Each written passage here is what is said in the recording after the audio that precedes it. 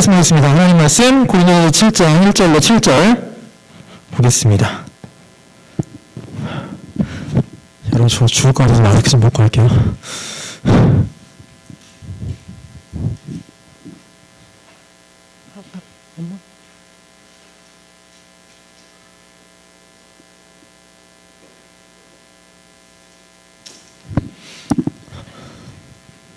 고린도전서 7장 1절부터 7절 우리 같이 한 절씩 교독하겠습니다. 자, 먼저 읽을게요. 너희가 쓴 문제에 대해 말하면 남자가 여자를 가까이 아니함이 좋으나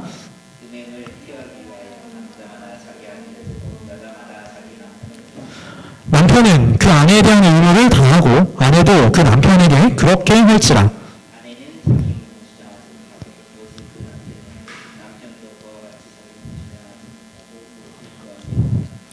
서로 분방하지 말라. 다만 기도할 틈을 얻기 위하여 합의상 얼마 동안이라도 다시 합하라. 이건 너희가 절제 못함으로 말미암아 사탄이 너희를 시험하지 못하게 하려 함이라. 자, 우리 7절 같이 읽습니다. 시작. 나는 모든 사람이 나와 같기를 원하노라. 그러나 각각 하나님께 받은 자기 인사가 있으니 이 사람은 이러하고 저 사람은 저러하니라. 아멘. 자, 우리 지난주가 아니죠. 지난달, 우리 고린도전서 둘째 주에 살펴볼 때 어떻게 끝났냐면, 은행에 대하여서 살펴봤습니다. 고린도 교회에 은행이 들어왔는데, 그 은행은 최종적으로 어떤 잘못을 하게 되는 거냐면, 우리의 몸을 하나님께 영광 돌리는데 사용하지 못하는 상태로 만들어간다라는 걸 우리 앞에 6장 12절부터 20절에 있는 내용으로 함께 봤습니다. 자, 고린도 교회에 들어왔던 은행은 왜 고린도 교회 은행이 들어왔냐면 조금 어려운 얘기를 할게요. 철학적인 얘기를 좀 하겠습니다. 당시 헬라 문화 사상에는 이원론이라는 사상이 주류 문화를 이루고 있었습니다. 이원론이라고 한다면 근원이 몇 개? 이원론이니까 근원이 몇 개? 두 개가 있다는 거예요. 사람에겐 두 개의 근원이 있다는 겁니다. 첫 번째 근원은 영혼, 두 번째 근원은 몸입니다. 자, 그런데 이 이원론은요, 어떻게 나누냐면, 영은 깨끗한 거, 선한 거, 몸은 악한 거, 더러운 거, 이렇게 나눕니다. 그래서, 우리 앞절에 있었던 고린도서 6장 12절부터 20절에 있는 그 은행은 마치 이건 거예요. 나는 영혼만 깨끗하면 돼. 내 몸으로 무엇을 하든 상관이 없잖아. 그래서 은행을 짓게 되는 거예요. 당시 문화가 그랬어요. 자, 그런데 반대로 이원론에는 또 어떤 극단이 있었냐면, 몸은 더럽고 영혼은 깨끗해? 그러면 우리 몸을 영혼처럼 깨끗하게 하기 위해서 근육 생활을 해야 돼. 라는 주장을 하는 사람들이 있었습니다. 자, 오늘 우리가 살펴볼 7장부터는 이제 그 근육 생활에 관련한 사도 바울의 가르침이 들어가 있습니다. 먼저 우리가 오늘 사실 7장 전반적으로는요, 결혼과 관련된 내용들이 다 들어가 있거든요. 결혼, 이혼, 독신 이런 내용들이 들어가 있는데 오늘 일단 이 본문을 통해서 결혼에 대한 부분을 우리 함께 살펴보도록 하겠습니다. 오늘 제목 굉장히 심플합니다. 결혼, 교훈, 이게 오늘의 제목입니다. 자, 오늘 본문 말씀으로 들어가기 전에 여러분들 질문 한 가지만 해보겠습니다. 나는 결혼을 안 할 것이다. 손. 다 결혼할 생각은 있어요? 그럼 질문을 조금 바꿔볼게요. 나는 결혼을 못 할 것 같다. 손. 당할 자신 있어? 나의 남편이 나의 아내가 지구상 어딘가에는 존재할 거라는 확신을 여러분 갖고 계신가요? 유나야, 어떻게 그런 확신이 좀 있어요? 만날 것 같아요? 혹시 만나고 있나요? 아니, 그건 아니에요. 아쉽네.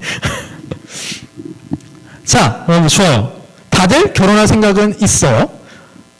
그런데 100% 결혼할 거라고 사실 장담을 하기 어렵죠. 결혼? 미안해. 못할 수도 있어요. 못할 수도 있어요. 물론 이거는요, 결론에 대해서 얘기했지만 하나님께서 어떤 방식으로 우리 삶을 이끌어 나가시냐의 차이일 뿐 뭐가 옳고 뭐가 그른 문제는 아닙니다. 자, 이제 오늘 결혼에 대한 말씀을 같이 보도록 할 건데, 제가 방금 전에 이야기했던 그걸 조금 기억을 했으면 좋겠어요. 고린도 교회 안에는 이원론 때문에 두 가지의 극단의 현상이 나타났다. 첫 번째는 방종, 두 번째는 금욕, 이런 두 가지 현상이 나타났는데, 오늘 본문은 금욕에 대한 사도 바울의 가르침입니다. 자, 본문 1절 말씀을 볼게요. 1절 말씀 이렇게 말씀합니다.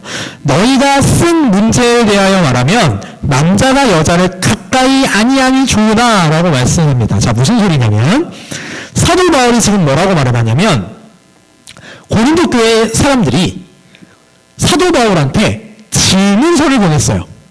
이 앞장에 나오는 6장까지의 내용은 어떤 내용이냐면, 사도 바울이 고린도 교회의 형편을 들었어요. 그 형편을 듣고 나서 그 고린도 교회에서 벌어진 일들에 대하여 이놈의 자식들 정신 안 차려? 너네 그런 식으로 교회 경영할 거야? 너네 그런 식으로 교회를 이끌어 나갈 거야? 라고 혼내는 내용이었다면, 7장부터는 이미 이 고린도전서가 쓰여지기 전에 고린도 교회 사람들이 바울한테 보낸 거예요.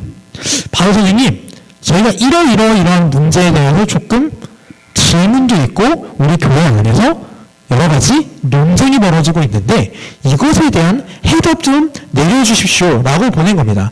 첫 번째 지금 바울이 다루는 문제가 결혼의 문제입니다. 구체적으로 어떤 문제냐, 이 문제예요. 1절이요, 사실은 좀 해석에 있어서 다양성이 있는 구절입니다. 기존에는 어떤 해석이 대세냐면 이거예요. 바울은 판단하기에 뭘 좋다고 했냐면, 남자가 여자를 가까이 하지 않는 게 좋다. 반대도 마찬가지겠죠? 즉, 독신으로 사는 게 좋다. 라고 이야기했다라는 거예요. 자, 그런데 이 해석이 최근에는 또 어떤 해석도 있냐면, 아니다, 그거 아니다. 바울이 여기서 남자가 여자를 가까이 아니함이 좋으나 이 문구는 인용구절이다라는 거예요. 뭔 소리냐면, 좀 말이 어렵죠? 고린도 교회가 결혼에 관한 질문을 보냈는데 그 질문이 이건 거예요. 바울 선생님, 남자가 여자를 가까이 하지 않는 게 좋은 건가요? 라는 질문이라는 거예요. 즉, 고린도 교회 안에 금욕주의적인 거, 여기서 금욕주의라는 건 성적인 거 얘기하는 거예요. 금욕주의적인 이야기가 들어있으니 이런 사람들, 어떤 사람들이 얘기를 하느냐고요. 결혼을 한 사람들일지라도, 부부 사이일지라도 남자와 여자가 서로 가까이 하지 않는 게 좋다라고 이야기를 합니다. 이게 어떻게 해결을 듣는 겁니까? 라고 물어봤다라는 거예요. 자, 어쨌거나 저쨌거나 바울이 남자가 여자를 가까이 아니함이 좋다라고 이야기를 했거나, 아니면 고린도 교회 사람들 그렇게 질문했거나, 지금 바울은 이 문제에 대해서 답변을 해주고 있습니다. 일단은 만약에 바울이 이렇게 말을 했다라고 한다면, 바울이 이렇게 말하는 것도 사실 이유가 있어요. 이제 나중에 내려가면, 우리 7장 하반부로 내려가면 바울이 독신을 조금 추천하는 이유가 있긴 해요. 왜냐면 바울이 독신으로 살았으니까. 왜 바울이 독신을 추천했냐면, 이때 당시는 예수님이 승천하시고 나서 얼마 안 지났을 때잖아요. 그래서 사람들이 어떤 생각을 하고 있었냐면, 예수님이 금방 오실 거야 라는 생각을 하고 있었어요. 그러면 예수님이 금방 오실 때 편안한 세상에서 오신다고 그랬어요? 아니면 성도들이 많은 환난을 당한다고 그랬어요? 성도들이 많은 환난을 당한다고 그랬단 말이에요. 그러다 보니까 무슨 소리냐면, 야, 그렇게 환난 당할 때는 차라리 혼자 사는 게 나아. 이 뉘앙스인 거예요. 이 뉘앙스. 예를 들어서 이건 거예요. 저도 이제 어느새 결혼한 지 1년이 훌쩍 지나서 2년째를 다 와가고 있는데, 결혼하기 전에 되게 그런 고민이 많았어요. 내가 결혼을 하면 이게 목회자 생활이 힘드니까 내 와이프 될 사람, 그리고 앞으로 내가 태어날 내 아이들한테 여러 가지로 많이 미안한데 차라리 혼자 살까? 약간 이런 고민이 되는 거야. 왜냐면 차라리 혼자 살면 나 혼자 뭔가를 결정하고 혼자서 뭔가를 하기에 더 편하니까. 바울이 얘기하는 게 지금 이 부분이에요. 앞으로 여러 가지 환난들이 있을 거니까, 예수 그리스도를 믿는 일이 힘든 일들이 많이 있을 거니까 차라리 혼자 살아라. 차라리 혼자 살아라. 지금 그 이야기를 들리기도 합니다.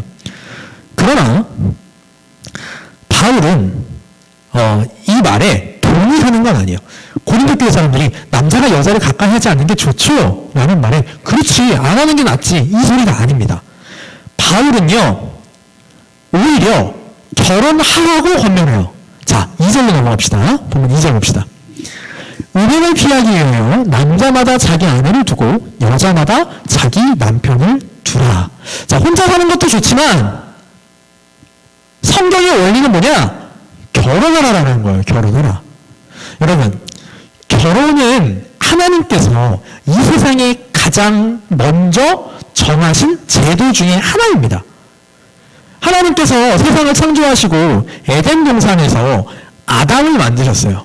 그리고 그 아담을 만드시고 나서 더 시간이 있다가 누구를 만들어주셨죠? 아담이 혼자 있는 걸 보시고 독처하는 게 좋지 않아서 돕는 배필 하와를 만들어주셨어요. 그래서 그 에덴 동산에서 아담과 하와의 결혼식이 이루어집니다. 그때 주례가 누구예요? 하나님이 주례셨어요.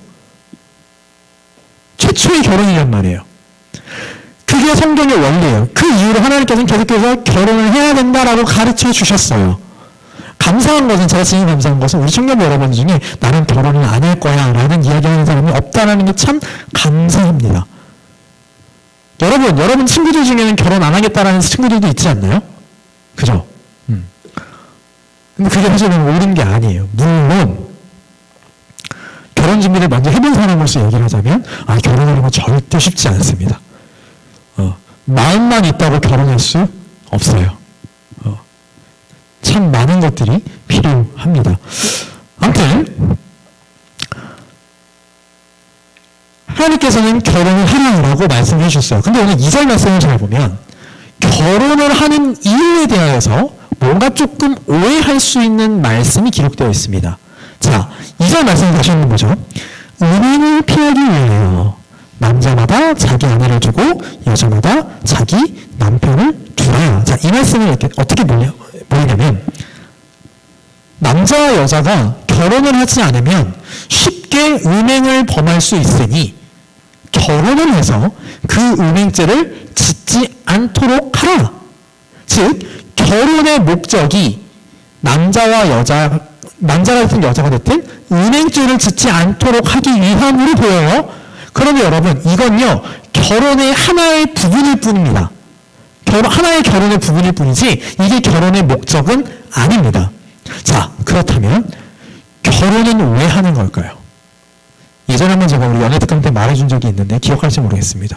결혼은 왜 하는 걸까요? 송이야, 결혼은 왜 해야 되는 거예요? 왜 결혼하고 싶어요? 다음에 상현이 물어볼 거다. 준비하라. 상현이. 너 할래? 송이야, 결혼을 왜 하는 걸까요? 왜 하고 싶어요? 가족들이 원해서? 동생님? 집에 있기 싫어? 상현아, 결혼을 왜 하는 거고? 너는 왜 결혼을 하고 싶어요?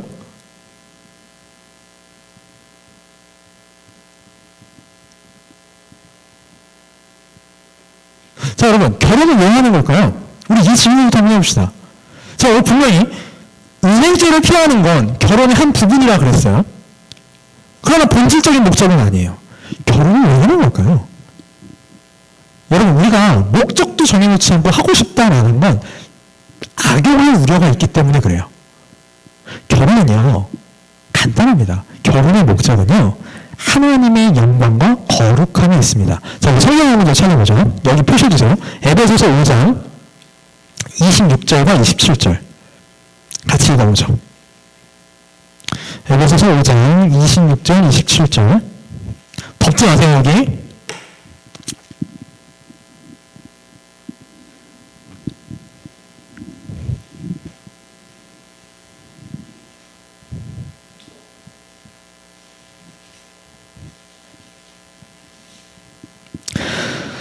같이 읽어보죠. 26절 27절 시작. 이는 곧 물로 씻어 말씀으로 깨끗하게 하사 거룩하게 하시고 자기 앞에 영광스러운 교회를 세우사 티나 주름 잡힌 것이나 이런 것들이 없이 거룩하고 흠이 없게 하려 하심이라. 자, 26절과 27절만 딱 읽어보면 교회의 목적이 거룩함이라고 보여요. 근데 25절 말씀도 우리 같이 한번 읽어봅시다. 25절 시작. 남편들아 아내 사랑하기를 그리스도께서 교회를 사랑하시고 그 교회를 위하여 자신을 주신 것이 하라. 이 위에 있는 말씀들은 남편과 아내에 대한 말씀이에요. 부부 사이에 주신 말씀이에요. 부부 사이의 관계, 즉 결혼 관계를 통하여 하나님은 무엇을 원하시며 거룩함을 원하십니다. 결혼은요, 거룩하려고 하는 거예요. 그런데 제가 누누이 강조했지만 성경의 거룩함은 곧 하나님의 무엇과 연결돼요? 하나님의 영광과 연결됩니다. 결혼은 하나님의 영광을 위해서 하는 거예요. 앞으로 여러분들 배우자를 만날 거예요. 자, 배우자를 만나려면 골라야겠죠. 배우자를 골라야겠죠. 그렇잖아. 아무나 하고 결혼할 건 아니잖아. 소위 아무나 하고 결혼할 거야? 아니죠. 상일이는 어떤 사람과 결혼하고 싶어요?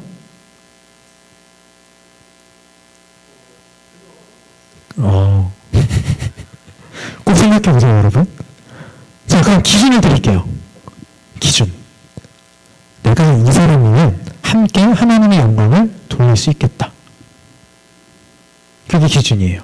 그걸 창세기에서는 뭐라고 말씀하시냐면 돕는 베푼이라고 말씀하십니다.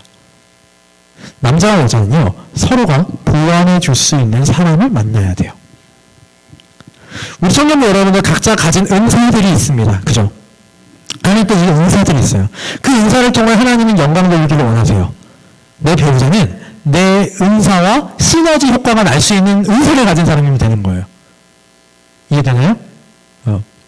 그래서 함께 이렇게 하나님께 영광 돌릴 수 있는 사람. 제가 유튜브에서 그런 사람들이 좀 있을까 누군가 조금 한번 생각을 해봤는데 지금 퍼뜩 생각난 게 누구냐면 달빛마을 그 두 분 있죠. 골방 라이브 찬양하시는 있어. 한번 유튜브 찾아봐.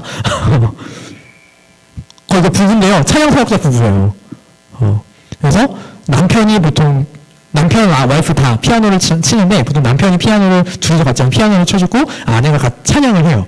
정말 보기 좋아요. 그런 식으로 돕는 배필이 되어야 합니다. 그래서 하나님께 영광을 돌릴 수 있는 거룩함을 두어야 하고 그 한 부분이 결혼 생활을 통하여 잘못된 성적인 음행을 차단하는 것이죠.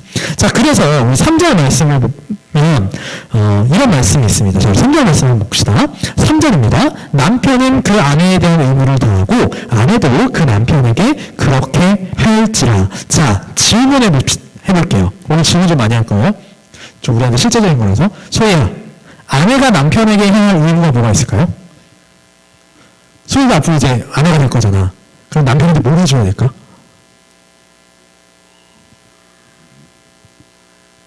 아무것도 안 해줄 거예요? 아무것도 안 해줄 거예요? 뭘 해줄 거예요? 자, 여기서 보면 예를 들면 이런 게 있죠? 자매들 한번 대답해보세요. 와이프가 출근하는 남편에게 아침밥을 해주는 건 의무 아니야. 맞벌이라고 합시다. 자, 그럼 반대로 상일이면 이제 앞으로 남편이 될 거잖아요. 그럼 아내한테 어떤 의무를 다해야 될까요?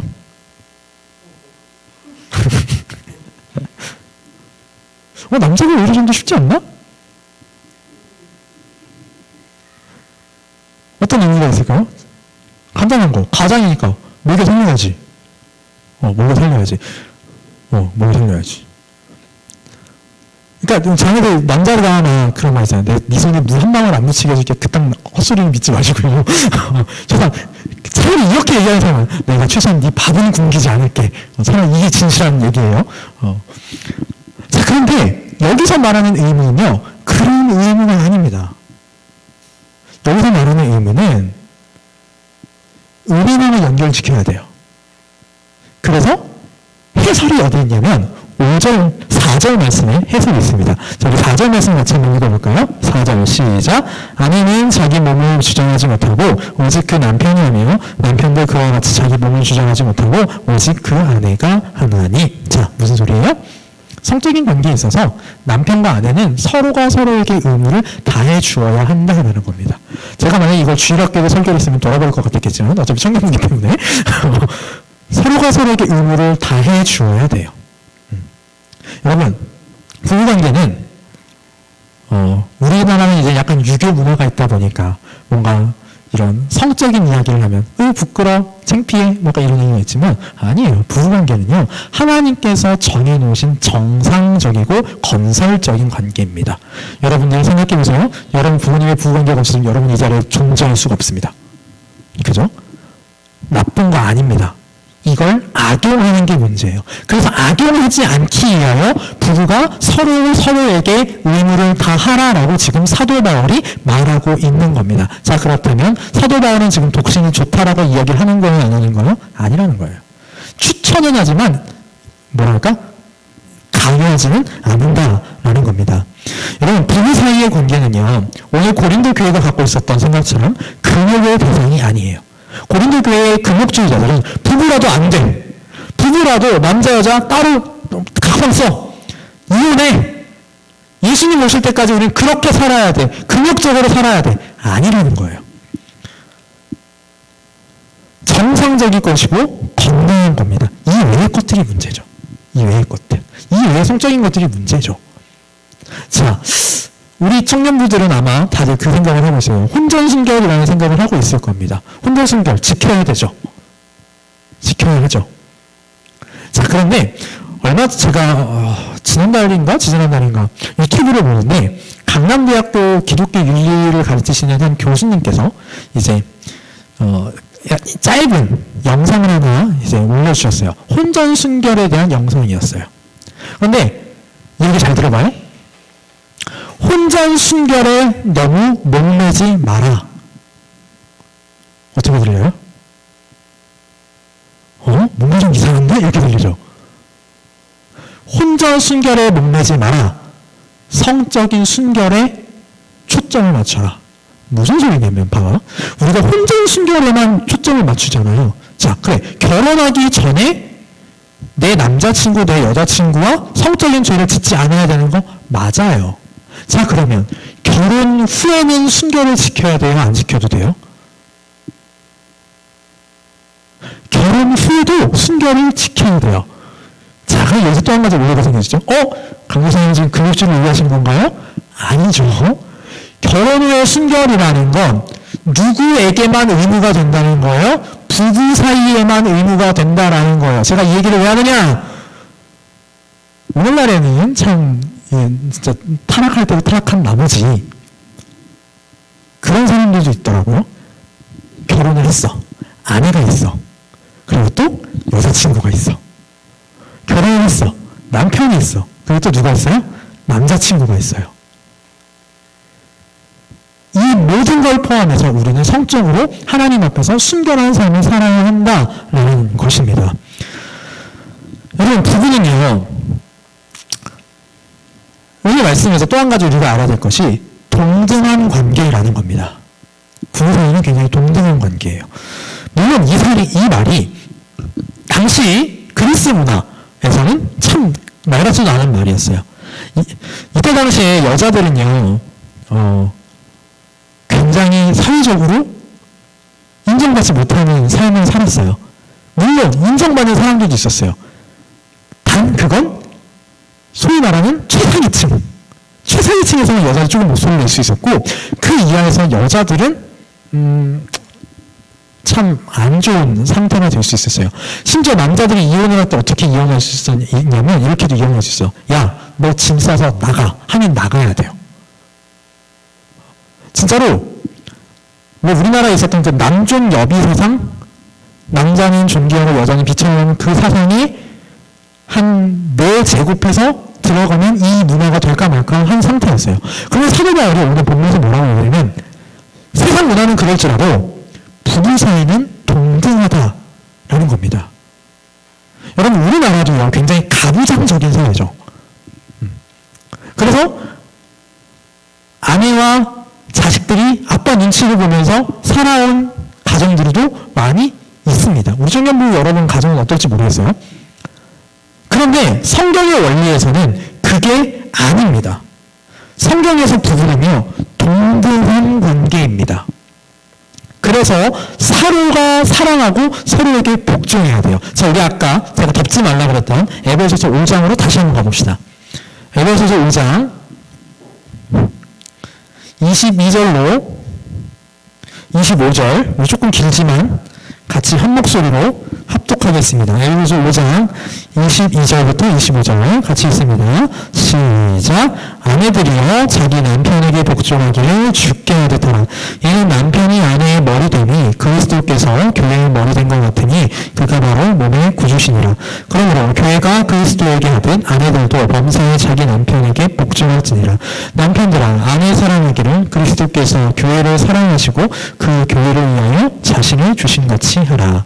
자, 이 말씀을 보면 아내와 남편에게 하나님께서 하시는 명령이 다른 것처럼 보입니다. 근데요, 사실은 같은 명령이에요.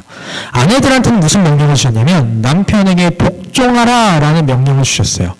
그러면 이 말씀을 근거로 우리 남자 청년들 결혼하고 나서 아내한테 밥해와 물 떠와 빨래해 설거지해 명령해도 되는 건가요? 아내들은 그러면 네 그리고 순종해야 되는 건가요? 그 말씀일 리가 없죠. 남편들에게 대해서는 뭐라고 말을 하냐면 남편들은 아내 사랑하는 그리스도께서 교회를 사랑하는 그 교회를 위하여 자신을 주신 같이 하나. 즉 남편은 아내 사랑하기를 내 목숨보다 더 사랑해야 돼요. 우리 자매들 어떤 남자 만나야 돼? 나를 자기 목숨보다 더 사랑하는 남자 만나야 돼요. 근데 참고로 그거 구별하는 거 쉽지 않다. 기도 많이 하셔야 돼요. 그래서 무슨 말이냐 여러분, 아내가 남편한테 복종할 때 사랑 없이 하는 복종이 진짜 복종일까요? 아니에요. 사랑 없는 복종은 진짜 복종이 아니에요. 사랑 없는 복종은 없어요. 반대로 사랑하는데 복종하지 않을 수도 없어요. 이 두 개는 따로 떨어져 있는 게 아니에요. 사랑하니까 복종하고 복종하는 건 사랑의 증거입니다. 즉 아내와 남편의 의미는 서로 다른 게 아니에요. 서로 사랑하고 서로 복종해 주어야 되는 겁니다. 이게 성경이 가르쳐주는 결혼의 원리예요. 여러분, 아담이 처음 하와를 낳았을 때 뭐라고 말했는지 혹시 기억나나요? 이는 내 뼈 중에 뼈요 살 중에 살이라. 그거 짧게 바꾸면 이거요. 이 사람은 나한테서도 제일 중요한 부분이야. 나에게 있어서 가장 소중한 건 이 사람이야. 라는 게 돼요. 우리 남자 청년들 앞으로 아내 만나면 누구보다 더 사랑해야 된다고요? 나보다, 자기보다. 우리 여자 청년들 어떤 사람 만나라고요? 자기보다 더 사랑해주는 사람 만나라고요. 그리고 그런 사람을 만날 때 그런 사람을 위해 진짜 사라처럼 복종할 수 있을 거예요. 그게 아름다운 부부의 모습입니다. 그리고 부부는 아까도 말했지만 서로가 서로에게 의무를 다해야 합니다. 자, 우리 5절로 넘어갈까요? 5절 말씀에 이런 말씀이 있습니다. 서로 분방하지 말라. 다만 기도할 틈을 얻기 위하여 합의상 얼마 동안은 하되 다시 합하라. 이는 너희가 절제 못함으로 말미암아 사탄이 너희를 시험하지 못하게 하려 함이라 라고 말씀합니다. 자, 분방하지 말래요. 이거 그냥 우리가 흔히 쓰는 말로 바꿀게요. 각방 쓰지 말래요. 예를 들어 서로 기도하기 위해서 어떤 특별한 기도가 필요해서 아니면 어떤 특별한 일이 있어서 이렇게 조금 떨어져, 남자와 여자가 부부가 남편과 아내가 서로 떨어져 살 수는 있지만 그 기간이 지나면 다시 합하래요.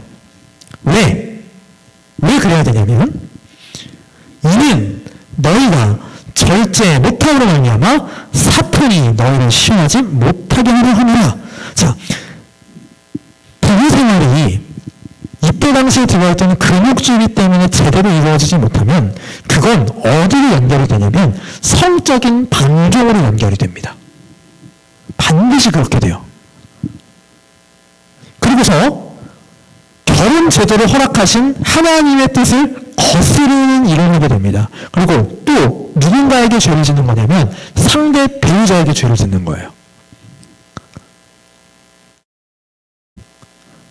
그렇기 때문에 사도 바울은 특별 기도와 같은 아주 좀 스페셜한 특별한 경우에만 부부가 떨어질 수 있다라고 얘기를 합니다. 실제 구약시대에도 이런 경우가 있었어요.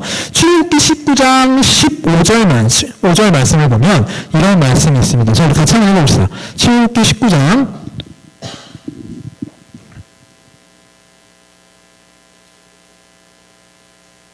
나 왜 여기다 갖다 놨지? 자, 출애굽기 19장 15절 말씀 같이 한번 읽어봅시다. 시작. 모세가 백성에게 이르되 준비하여 셋째 날을 기다리고 여인을 가까이 하지 말라니라. 자, 이 말씀은 언제 주신 말씀이냐면 이제 모세가 하나님께 10개 십계명의 두 돌판을 받기 위하여 신의 산으로 올라갈 준비를 할 때였어요. 근데 그 준비를 할 때 모세 혼자 준비한 것이 아니라 모든 이스라엘 백성들과 함께 준비를 해왔습니다. 그 준비를 하면서 모세가 특별하게 뭐라고 했냐면 셋째 날을 기다리면서 그 날 동안은 서로 여인을 가까이 하지 말고 조금 더 절제된 생활을 하라라고 했어요. 그런데 이 이후에는 하나님께서 다시 합하도록 명령하셨습니다. 자, 마찬가지. 부부는요, 떨어져서는 안 돼요. 떨어져서는 안 됩니다. 같이 살아야 돼요. 같이. 부부싸움을 했어도 각방 쓰면 안 돼요. 왜냐하면 여러분, 우리 영어 단어에 그런 단어, 영어 문구에 그런 거 있죠. out of sight, out of mind. 시야에서 멀어지면 마음에서도 멀어져요. 인간의 본성이에요. 여러분, 그렇기 때문에 여러분이 앞으로 결혼하시게 된다면 가능한 한 가방 쓰시면 안 됩니다. 그런데 사도 바울이 재미있는 말을 합니다. 6절 말씀을 보니까 이렇게 됩니다. 같이 한번 읽어볼까요? 6절 시작. 그러나 내가 이 말을 하면 허락이요 명령은 아니니라. 제가 5절에서 굉장히 중요한 말씀을 하는데요. 왜 각자 분방하지 말고 서로가 서로의 의무를 다해야 되냐면 5절 말씀 하반절에 보면 굉장히 중요한 말씀이 있어요. 너희가 절제 못함으로 말미암아 사탄이 너희를 시험하지 못하게 하려 함이라. 여러분, 부부 생활에서의 금욕 때문에 사탄이 그걸 가지고 시험할 수 있습니다. 유혹할 수 있어요. 그래서 죄를 짓게 만들 수 있어요. 그렇기 때문에 서로가 아까 제가 그랬죠. 금욕 생활은 어떻게 보면 배우자한테도 정상적인 결혼 생활을 빼앗아버리는 잘못이라고 했잖아요. 그 동시에 죄 짓게 만드는 길일 수도 있습니다. 자, 그럼 사도 바울이요. 6절에서 뭐라고 말을 하냐면 이 말을 하면 허락이요 명령은 아니니라. 자, 허락이요라고 할 때 이 허락이라는 단어가 어떤 의미를 갖고 있냐면 권면이라는 권면. 자, 이 말씀처럼 서로가 서로에게 의무를 다하고 분방하지 말고 특별한 경우가 아니라 분방하지 말고 이 말이 권면이라는 거예요. 왜 그러냐면 이 외에도 수많은 다른 케이스가 있기 때문에 그래요. 자, 만약에 사도 바울이 이것만 못 박았으면 기도 외에는 분방하면 안 되겠죠. 예를 들어봅시다. 우리 지금 코로나19 때문에 난리가 났죠. 내 남편이 코로나19 확진 판정이 났어. 그러면 각방 써야 돼요? 같은 방 써야 돼요? 이는 어떻게 해야 돼요? 각방 써야 돼요. 이런 것 때문에 사람이 이렇게 얘기하는 거예요. 예를 들어 이런 거예요. 부부중 한 명이 병중에 있다거나 그래서 유연을 가 있어야 된다거나 아니면 유학을 갔다거나 이런 것도 아니면 직장이 지방으로 잡혀서 조금 떨어져 있어야 한다거나 그런 케이스들. 그러니까 앞에 있는 말씀들이 원리일 뿐이지 그게 성문법에 딱 못 박혀 있는 것은 아니에요. 다만 부부가 서로가 서로에게 의무를 다하고 서로 사랑하고 서로 복종해야 되는 건 성경의 원리가 맞습니다. 자, 이제 결혼에 대한 결론으로 사도 바울이 뭐라고 얘기를 하냐면, 자, 우리 7절 말씀 같이 한번 해봅시다. 7절 시작. 나는 모든 사람이 나아갔기를 원하노라. 그러나 가끔 하나님께 받은 자기의 은사가 있으니 이 사람은 이러하고 저 사람은 저러하니라. 감사하게도 아까 우리 중에는 나는 결혼을 못할 것 같아요 라는 청년 지체가 한 명도 없었어요. 근데 제가 아는 우리 청년분 한 명 있어요. 오늘 이 자리에 없을 뿐이야. 오산에 있지? 우리 큰언니께서 가끔가다 저한테 그런 얘기를 해요. 강사님 지금 결혼을 할 수 있을까요? 약간 이런 얘기를 해요. 자, 사도 바울이 지금 7절에서 뭐라고 말을 하냐면 모든 사람이 나처럼 되길 원한다. 즉 절제할 수 있으면 절제하면서 혼자 살았으면 좋겠다. 왜냐하면 앞으로 결혼하는 것이 신앙생활에서 많은 어려움이 될 수 있으니까. 그런데 사도 바울이 뭐라고 얘기하냐면 그러나 이유가 중요해요. 각각 하나님께 받은 자기의 은사가 있으니 이 사람은 이러하고 저 사람은 저러하니라. 자, 보세요. 하나님이 주신 은사가 우리 각자에게 있대요. 자, 은사는 뭐라고 번역할 수 있냐면 기프트라고 번역할 수 있어요. 기프트, 한글로 다시 번역해 볼까요? 선물. 하나님께서 선물을 주세요. 결혼도 선물입니다. 또 뭐도 선물이냐면 독신으로 사는 것도 선물이에요. 그래서 우리 흔히 그런 말 많이 쓰죠. 독신의 은사라는 말 많이 쓰죠. 나는 독신의 은사를 받은 것 같다. 제 주위에 몇 명 있거든요. 나는 독신의 은사를 받은 것 같대. 자꾸 그래. 저보다 뭐 약간 한 살 나이 많은 대학교 동시에 선배 누나도 그러고 막 별의별 사람들이 막 강사님 나는 독신의 인사를 받은 것 같아요. 오빠 나는 독신의 인사를 받은 것 같아요. 형 저는 독신의 인사를 받았나 봐요. 형이 나는 독신의 인사를 받은 것 같아. 야, 다 속으로 뭐라면 말 같지 않은 소리 하지 말라고요. 자, 그러면 실제로 독신의 인사를 받았을 수도 있어요. 자, 그러면 중요한 게 뭐냐면 오늘 결론이에요. 결혼을 하든 독신으로 살아가든 삶의 목적은 변하지 않아요. 아까 결혼의 목적이 뭐라 그랬죠? 거룩함으로 말미암아 하나님께 영광 돌리는 것이라고 이야기했어요. 그렇다면 독신으로 살아가는 것의 목적은 뭘까요? 회장님, 독신으로 살아가는 것의 목적이 뭘까요? 결혼의 목적은 하나님께 영광 돌리는 거야. 독신의 목적은? 그렇죠. 하나님께 영광 돌리는 겁니다. 똑같아요. 그래서 오늘 7점은 마지막에 보면 굉장히 재미있는 표현이 있었죠.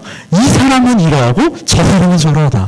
누군가는 결혼을 통하여 하나님께 영광을 돌리고 누군가는 독신을 통하여 하나님께 영광을 돌린다라는 것입니다. 다시 말하면 독신의 은사도 하나님 나라를 위한 거고 결혼하는 것도 하나님 나라를 위한 거예요. 독신으로 살아가는 것도 하나님께서 하나님의 나라를 위하여 하나님의 말씀 지키는 게 더 좋으니까 독신을 허락하신 거고 결혼을 하는 것도 결혼을 통하여 하나님의 나라를 위하라고 하나님의 말씀대로 살아갈 수 있고 신자의 삶을 살아갈 수 있기 때문에 허락해 주시는 겁니다. 자, 그렇다면 아마 이제 여러분 주위에도 슬슬 독신의 은사 어쩌고 하는 사람들이 늘어날 겁니다. 자, 그런데 일단 독신의 은사를 받은 사람들이 많을까요? 많지 않아요. 제가 봤을 땐 그래요. 만약에 누군가가 여러분들한테 독신의 은사를 받았나봐 라고 이야기를 하잖아요. 뭐 가족이 됐든 친구가 됐든 누가 됐든 그런 얘기를 하잖아요. 그러면 물어보세요. 자, 이 질문 잘 기억했다가 물어보세요.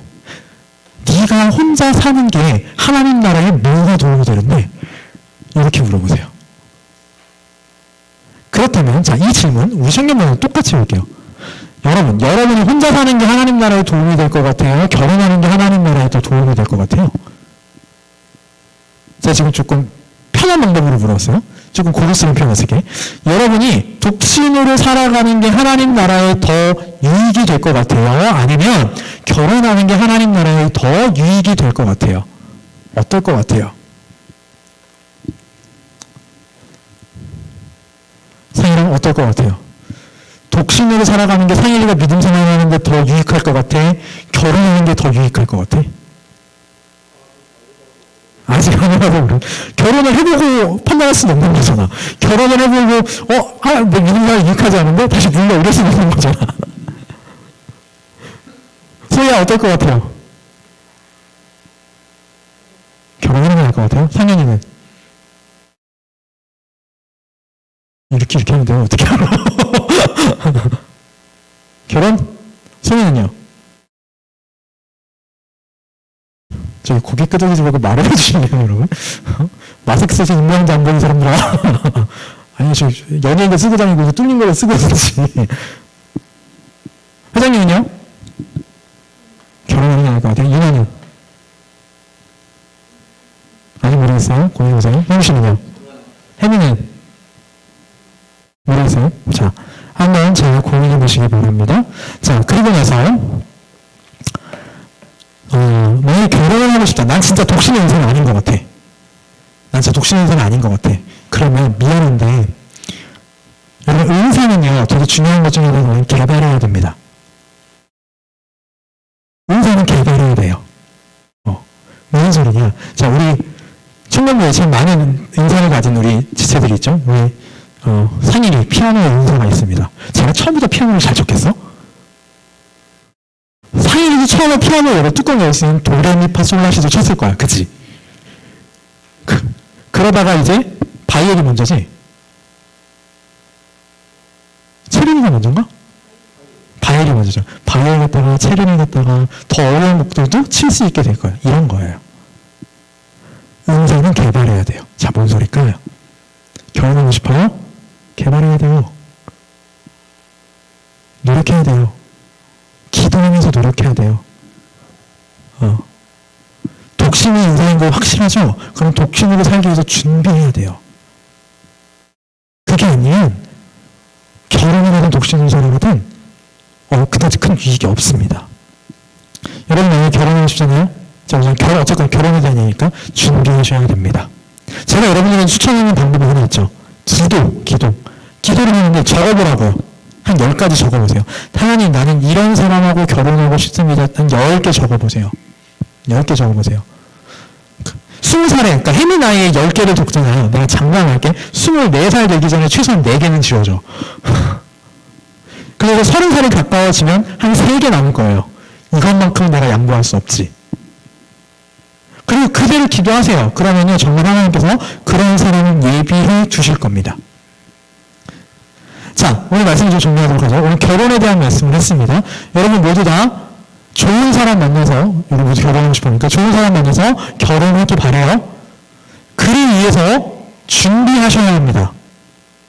그리고 결혼을 했잖아요. 그러면 그 결혼 생활에 충실하셔야 됩니다. 남편은 남편으로서, 아내는 아내로서 충실하셔야 됩니다. 남편으로서 아내에게 의무를 다하고 아내로서 남편에게 의무를 다해야 돼요. 서로 사랑하고 서로 복종해 주어야 됩니다. 결혼은요, 왜 또 중요하냐면 결혼을 통해서 우리는 그리스도와의 관계를 배워요. 아까 우리 에베소서 말씀을 보면 바울이 결혼을 그리스도와 교회의 관계로 끌고 옵니다. 결혼에 있어서 굉장히 중요한 원리 중에 하나가 뭐냐면 남자와 여자가 그 부모를 떠나 몇 몸이 되느니라? 한 몸이 되느니라. 한 몸이 되느니라. 저랑 저희 집사람은 이제 떨어질 수가 없어요. 떨어질 수 있는 방법은 딱 하나 있어요. 뭘까요?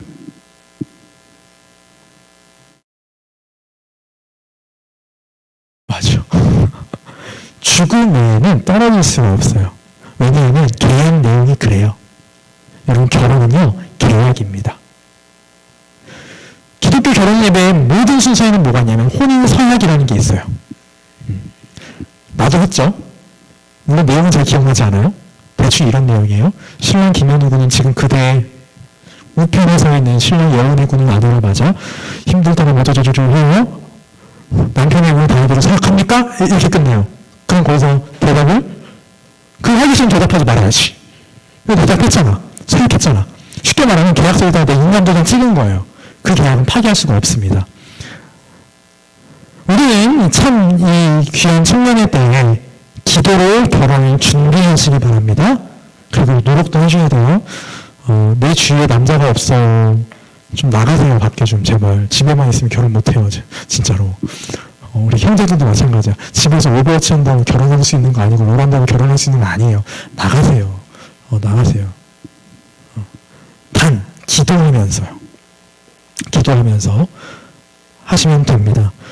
그리고 이거는 그냥 제 경험담인데요. 그냥 내가 지금까지 봐온 많은 결혼한 커플들의 경험담. 결혼은 내가 생각하지 못한 사람하고 하게 돼요. 네. 내가 눈을 말하지, 저는 우리 와이프를 20살 때까지 알지 못했어요. 같은 교회에서 20년을 컸는데. 아무튼 그렇게 돼요. 자, 그럼 결혼한 후에는 어떻게 하라고요? 마귀가 틈타지 못하도록 서로가 서로를 아끼고 사랑하며 복종하고 의무를 다해야 됩니다. 그래서 결혼을 통해 결혼의 목적, 하나님의 영광과 거룩함이 나와 내 와이프, 그리고 나와 내 남편, 우리 가정을 통해 이루어지기를 구하는 우리 성도 여러분들 되시기를 바랍니다. 자,